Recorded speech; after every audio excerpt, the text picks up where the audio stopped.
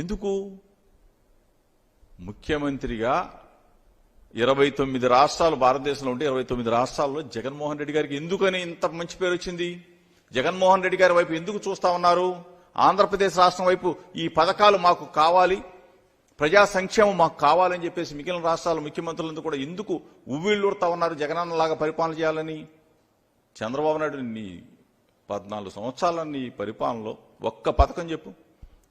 దిక్కుమాలిన చంద్రబాబు నాయుడు రేపు దిక్కులేని వాడైపోబోతా ఉన్నాడు. రేపు ఎన్నికల్లో మే 13వ తారీఖు ఎన్నికల తేదీ ఎప్పుడు వస్తుందా? పోలింగ్ స్టేషన్ ఎప్పుడు తీస్తారా? అందరూ కూడా వెళ్ళి జగనన్నకి ఓటు వేయాలా, ఫ్యాను గుర్తుకు ఓటు వేయాలని చెప్పేసి ఉర్రూతలుగుతా ఉన్నారు. ఈ పరిస్థితుల్లో తిట్టటమే పనిగా పెట్టుకొని హెలికాప్టర్ అంట, ఆయన దిగటం అంట, ఈయన రావటం అంట, ఇద్దరు కలిసి వెళ్ళటం అంట, తిట్టడం. నమ్మరుగాక నమ్మరు మిమ్మల్ని.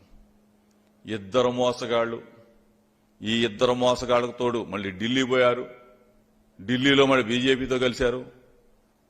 కొత్త ఉంది మీకు. 2014లో మీరు కాదా? మీ ముగ్గురేగా పోటీ చేసింది.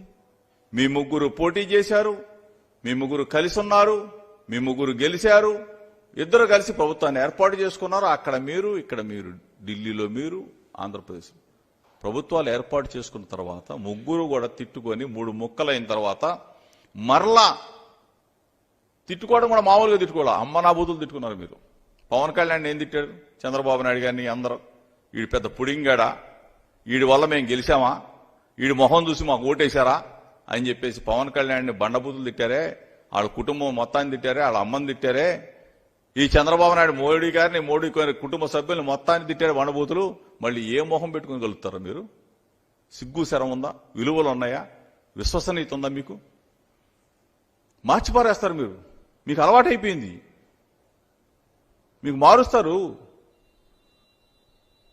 పవన్ కళ్యాణ్కి అయితే అన్ని మారుస్తాడు. అతనికి అలవాటైపోయింది ఇది. దుర్మార్గులారా, మీరు ఇష్టం వచ్చినట్టు అది బంగాళాఖాతంలో ఏంది గెలిపేది? మీ బొందా. రేపు రిజల్ట్స్ తర్వాత మిమ్మల్ని ఎక్కడ కలుపుతారో చూడండి జనం. అసలు రిజల్ట్స్ తర్వాత తెలుగుదేశం పార్టీ ఉండదు, చంద్రబాబు నాయుడు ఉండదు, అడ్రస్ గల్లంతే. ఈ పవన్ కళ్యాణ్ ఉండదు, జనసేన పార్టీ ఉండదు.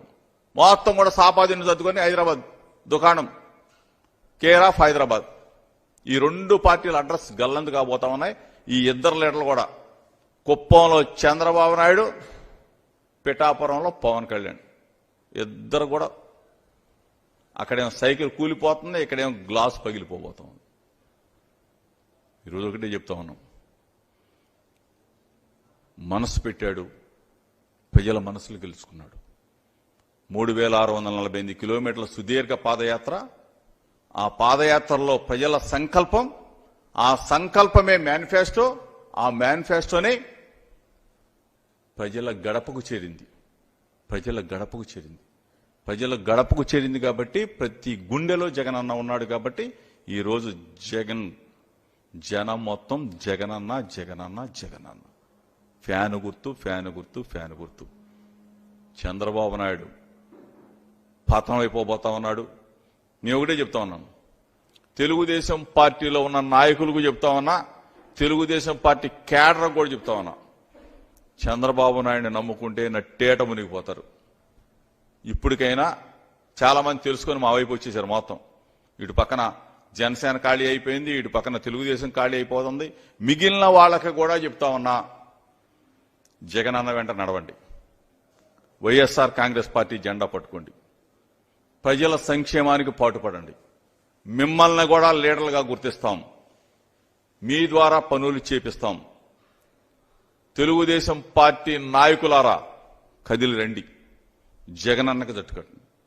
ఈ రోజున ఎందుకు మీకు కొన్ని వర్గాల వాళ్ళు అంటున్నారు చంద్రబాబు నాయుడు మామ. ఎందుకు ఈరోజు జగనన్న పార్టీ చూడలేదే, కులం చూడలేదే, మతం చూడలేదే. ఆఖరికి అగ్రవర్ణాల్లో ఉన్న పేదలందరూ కూడా మొత్తం రైతు భరోసాతో లబ్ధి పొందారు, ఇన్పుట్ సబ్సిడీలో లబ్ధి పొందారు. లక్షలాది రూపాయలు మీ ఇళ్లకు చేరినాయి. ఎప్పుడన్నా చంద్రబాబు నాయుడు 14 సంవత్సరాల ముఖ్యమంత్రిగా ఉన్నప్పుడు మీ ఇళ్లకి ఇచ్చాడు రా బాబు? వినండి, మా మాట వినండి, రండి. చంద్రబాబు నమ్మొద్దు, మోసకారి. తెలుసు కదా మీకు కూడా. తెలుగుదేశం పార్టీ పెట్టిన అధ్యక్షుడు ఎన్టీ రామారావు గారు మీ నాయకుడిని పైకి పంపించేసిన గనుడిని మీరెట్టా నమ్ముతారు? ఇప్పటికైనా మారండి. ఆ ఉన్న కొద్ది మంది అయినా మారేసి చంద్రబాబు నాయుడిని పనికి రాడు అని చెప్పేసి చాలా మంది బయటకు వచ్చేశారు. మిగిలిన వాళ్ళు కూడా బయటికి రమ్మని చెప్పేసి చెప్తూ, అదేవిధంగా జూనియర్ ఎన్టీ రామారావును కూడా పొడి చేశాడు. పాపం అతను కూడా అతని సినిమాలు ఆడనీయకుండా చేశాడు. అతని సినిమాలకు వెళ్ళవద్దని చెప్పాడు.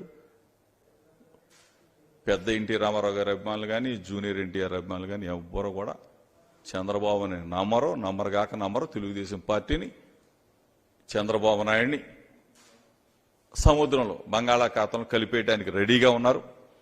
ఇదంతా కూడా ఇక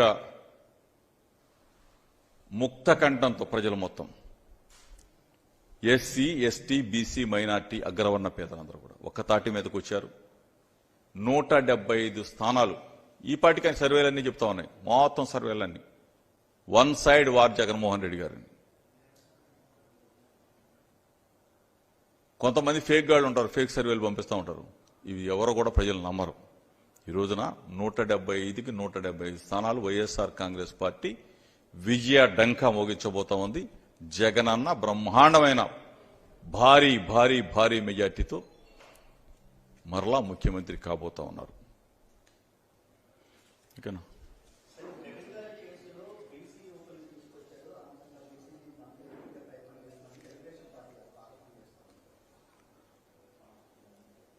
ఇది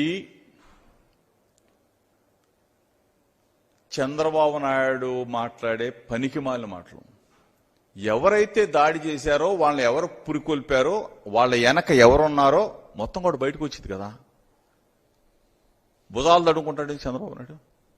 చంద్రబాబు నాయుడు భుజాలు ఎందుకు తడుకుంటాడు? ఈ కుట్ర కోణం అంతా బయటకు వస్తుంది. వెయిట్ చేయండి చంద్రబాబు నాయుడు.